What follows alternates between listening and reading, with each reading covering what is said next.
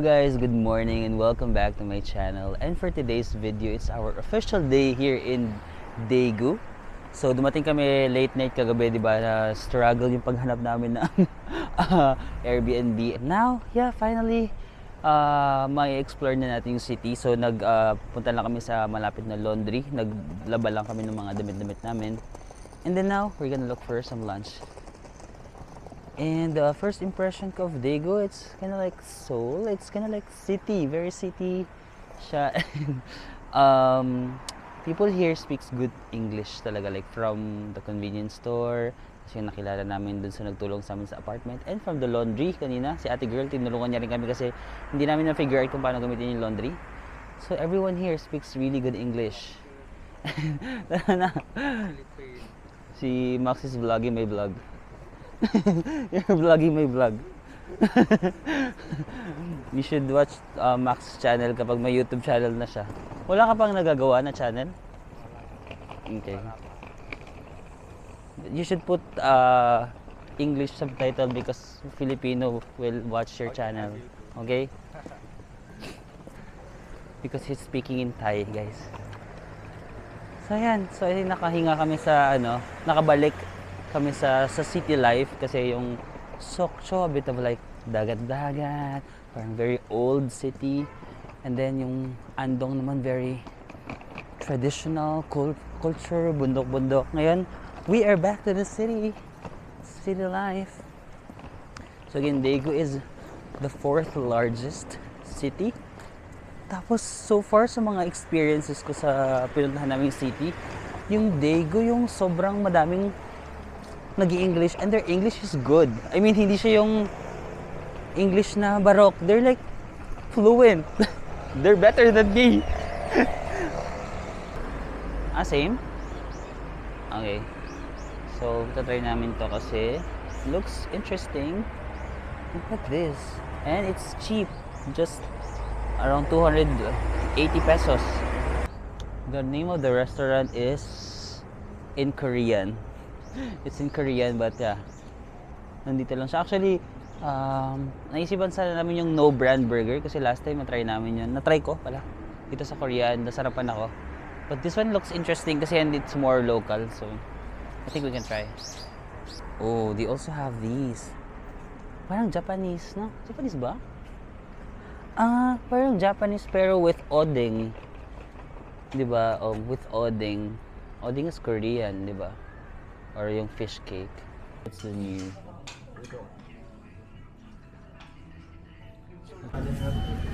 Service water.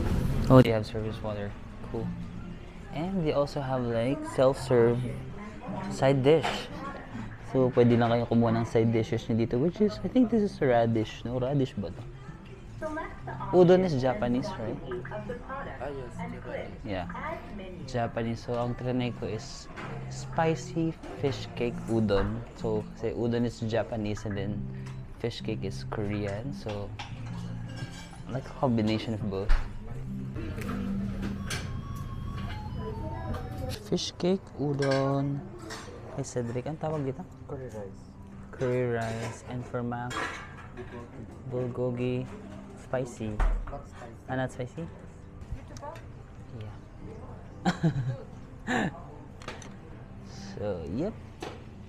Here is my spicy.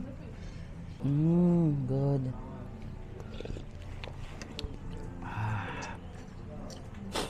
The fish cakes.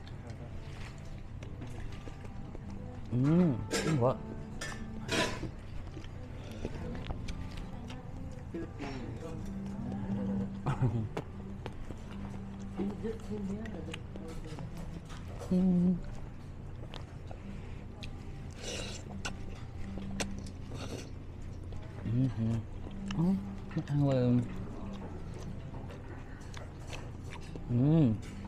Oh, wala yung spice.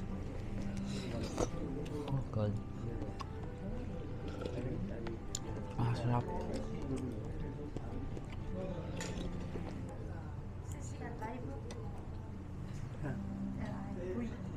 Live? No.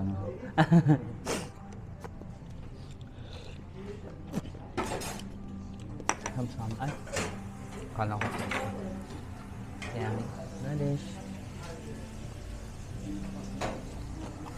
Harap.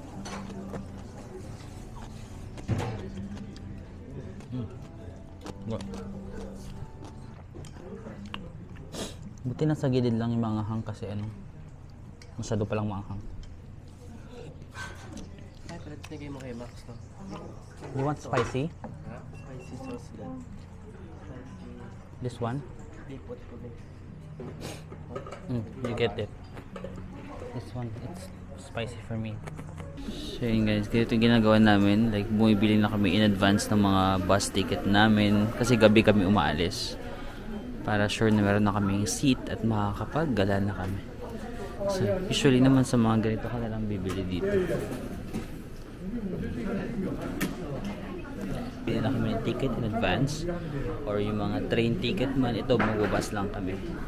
Mga 1 hour lang. Pero yung mga past days nagtitrain kami, so yung iba nabili na ni Max in advance online, yung iba naman sa mismong terminal na kami bumibili para sure na meron na kaming seat.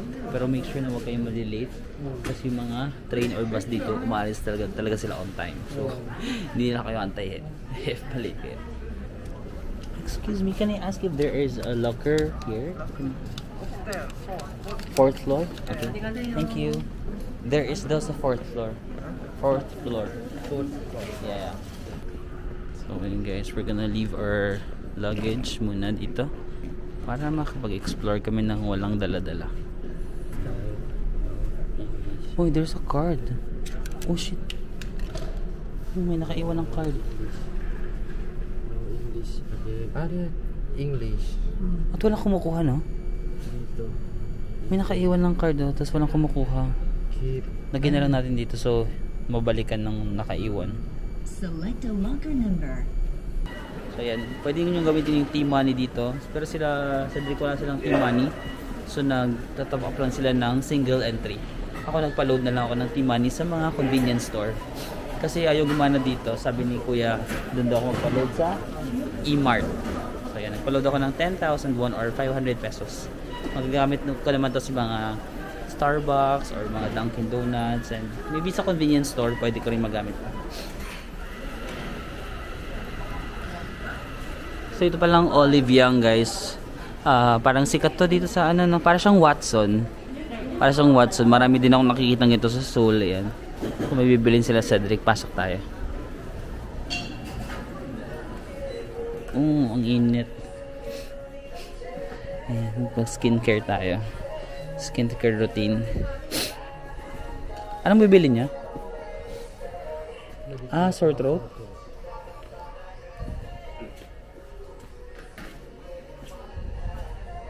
Stay. Pati ba naman dito, Jungkook? Susundan mo ako. Trendy chicken. What? Huh? But it's just 9 degrees. Like in the past days, sa mga napupunta namin, lagi mga 1, 2 degrees, negative degrees. Now it's still cold but just 9 degrees. Feeling ko nakapagpahinga kami sa uncomfortable kind of coldness. Ay, sorry. Nasa kalsada. Ko may ari. Pero hindi niya ako pinitpitan, no? He was so patient. Sa Pilipinas baka in Thailand, how about in Thailand? If I did that, shit. Too much horn? Not too much. Just Just bit. Okay. how about Philippines? Same. Or Just short. if it's a mabait na driver, just 1 pip. But if it's like a masungit na driver, it depends on the driver.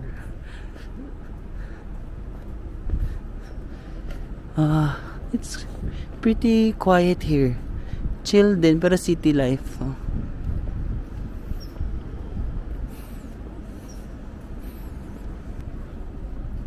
I think that's it. This one? Maraming cafe. Lots of cafes nga. That's what I noticed also. And the neighborhood is so quiet. No?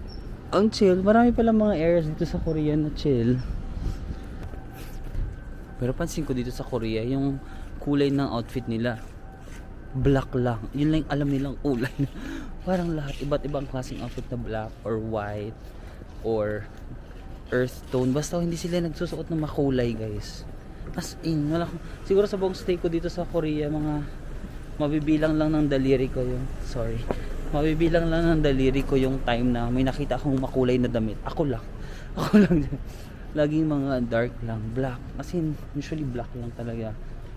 Brown. Ang ganda talaga ng... Ang ganda. Nagagandahan ako sa area na to. Oh, ang dami mga cafes. Tas quiet. That's pretty cool.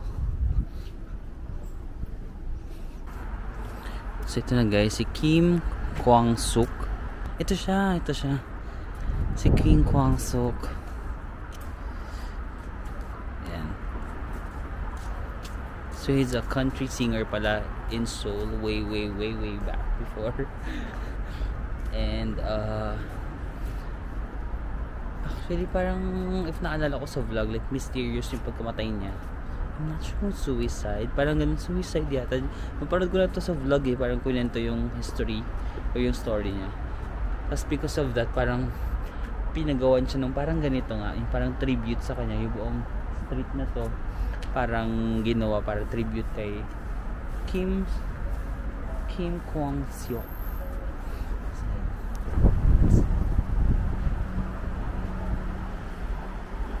Oh, tapos may concert hall dito. Oh my god. Pwede kayo mag-concert dito. Pwede kaya akong sumayaw dito. Pagalitan ako. Wala namang kain.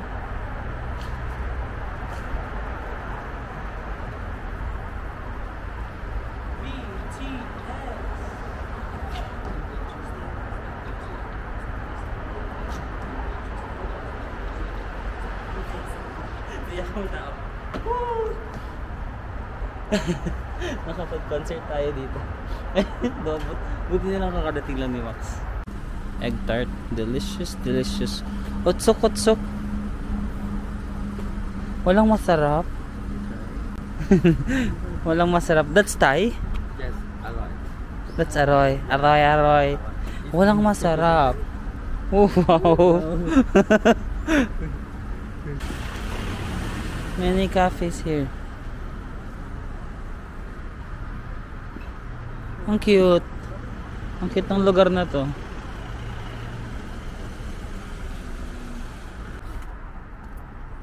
Cute. Kaso wala masyadong, or anong oras na ba? 2, it's 3. Mag-alas 3 na ng hapon. Kaso Monday kasi ngayon. So siguro I think mas alive yung vibe nitong area during weekends, Friday, Saturday, Sunday. Oh, Cat Street. Ah, yung street na to puro cat. Kasi Cat Street, no? Ba't ka nagugulat? Magulat ka kung puro dog. Cat Street na, di ba? Giggle din ako sa'yo. I just wanna eat some dessert. Yeah, I also wanna eat some dessert or coffee. MOA, do you know MOA? We have that Mall of Asia. Cute.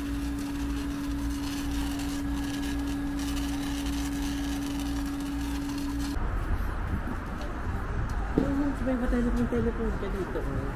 Yun guys, magtitry muna kami ng kape dito sa Cafe Bom Bom. Eh, medyo mura na yung kape nila. Magkano yun?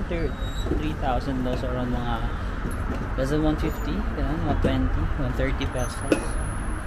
Kasi lang tayo kasi malamig na naman. Ah, sarap ng init. Kamsahamnida. Latte. Kamsahamnida. Okay, cheers na tayo muna. Cheers. Bonbon. Maybe it's hot. Ay, pero ang laki nila compared sa mga ibang kape na ininom natin, no? Tapos mas mura pa to.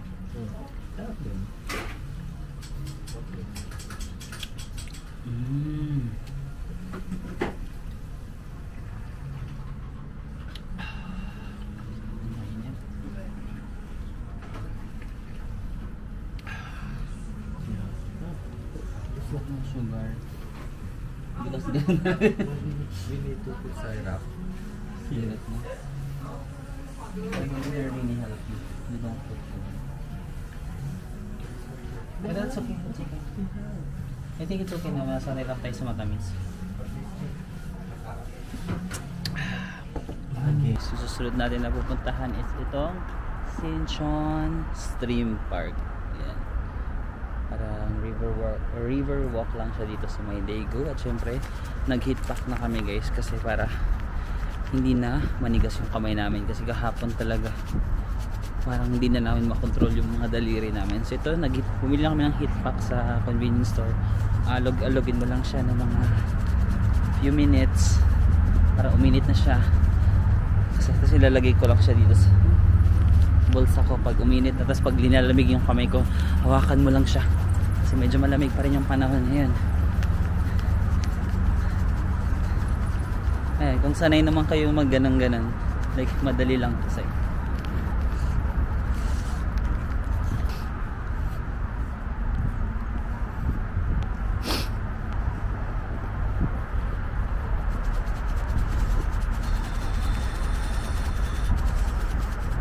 Tagal niya uminit. Matagal pa talaga to uminit. Mas matagal pa to kaysa sa pag wala akong sinabi. Mas matagal pa kaysa sa pag ano ba, pagluto na lang, pagluluto. Yung mga fish oh. Ay. Sorry. Yung mga fishes oh. Tapos may bird. Kakainin niya yung mga isda? Hala, may mga ducks. Gusto ko yung mga ganyan. Yung mga ducks, oh. So cute. Ang daming ducks. Ducks reveal. So yun guys, yung susunod natin na pupuntahan is a university here in Daegu. Kasi maganda daw yung mga structure or yung parang buildings doon. Tapos sabi ko kay Max, actually I don't care about the structure or the building. I care about the students. So let's go there. I'm excited about the students in Daegu. I don't care about like structure or ano pa kailangan ko sa mga ganun guys. Like, eme ko lang naman yung mga structure. Ang pinunta ko talaga dito yung mga cute na opa. So punta tayo sa university para I'm so excited. Like this is my best. This is my favorite part of this trip, like the university. So let's go na. So yun guys, dito sa mga vending machine nila sa Daegu, makakabili ka ng taran, condom. Diba? Para pag naabutan kayo sa train station, may protection. Ano?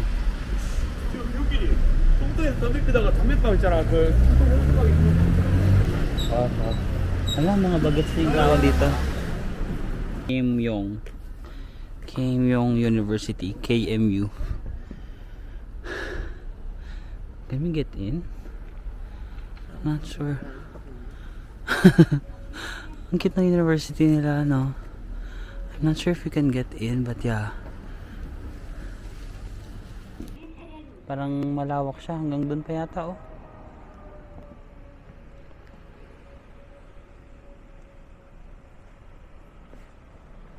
Pero parang tapos na yung klase. Anong oras na ba? It's just 5 PM. Nasaan na yung mga estudyante? Kasi hindi naman itong structure yung pinunta ko talaga dito. Like for the students naman talaga. Actually dapat magti-theme park kami ngayon. Pero we decided not to na lang kasi parang sobrang haggard na namin. Kasi yung daming gagawin. So chill day na lang. So dahil hindi kami nag-theme park, nakatipid kami ng entrance fee sa theme park. 2,500. So may budget ako para libre ng estudyante. Siyempre kawawa yung mga estudyante, baka nag-aaral lang mabuti tas walang makain. Ako parang gusto ko lang naman magandang loob na ilibre sila sa na pakainin ko sila tas pakainin din nila ako para it's a Thai. Charot. Charot. Ang sanida. Parang walang tao. Or nasa loob lang sila. Wala. Parang hindi tayo magtatagumpay sa goal natin today na makahanap ng student na opa. Ang aga naman matapos ng klase dito sa Korea. Or talagang nasa loob pa sila ng class. Ay, may uwak. Ah. Why naman ganon? Isa-isa lang yung tao dito guys, no? 5 PM pa lang. Ganun ba kaaga natatapos yung mga klase dito? Or talagang nasa loob sila ng classroom tas bawal yung tao sa labas? Ano? Ganun ka strict. Saya, oh. Parang saya mag-aral sa ganito, no? Tapos naglalakad lang kayo ng mga friends mo dyan. Grabe yung mga school sa ibang bansa na makakapasok ka lang talaga. Parang siguro ganun siya ka-safe. Na parang walang guard. Walang, kahit sa Taiwan, di ba, nang nagpunta ako sa ano nga ba yun? Taipei, National Taipei University. Wala rin guard. Parang makakapasok lang kayo, ganun. Wala nang mga ID, no? Walang security. Siguro ganun ka-safe yung bansa na walang magtatangkang gumawa ng masama. Kaya parang lahat pwede pumasok. You can just go anywhere. And it's so quiet. This place is elevated, like a mountain. Oh yeah, parang hill. Yeah, hill is the better term. Kasi ka-level natin yung mga buildings. Or even higher pa tayo.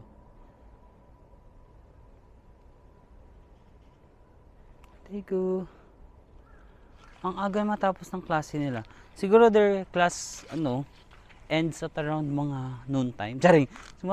Baka 3 PM kasi wala nang tao eh. Sana all. Ay, ito, haunted. Parang ano.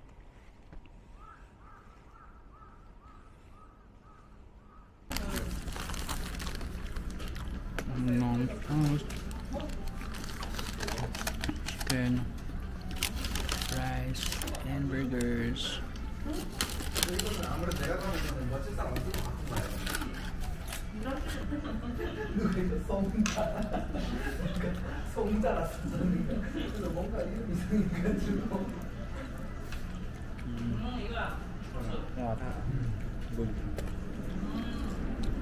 Mom's touch.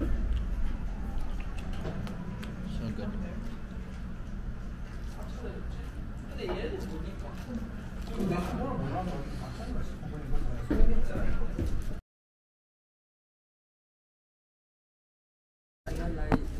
You don't like soy milk? If you like, you can take it. Yeah, I'll think about it. Nandito na kami sa bus station ng Daegu, and then we're going to Gyeongju or Gyeongju. Basta ganun yung trip namin, parang we will explore in the morning the whole day sa isang city, and then at night we will take bus or train going to the next one. And then para pagdadating namin dun sa next city, matutulog na kami. Tapos pagkagising namin sa umaga, explore, gano'n.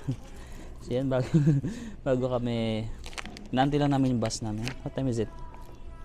8:14. Our bus will depart at 9. So we still have 45 minutes. Then bumili ulit ako sa mga convenience store nito, mga kape-kape. So try naman natin yung ice caramel macchiato. Tapos yung ice.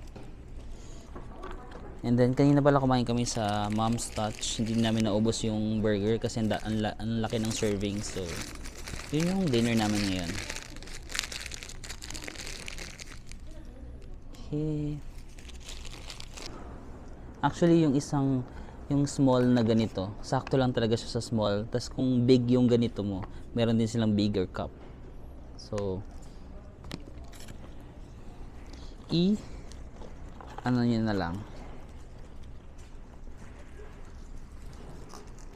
Let's try it.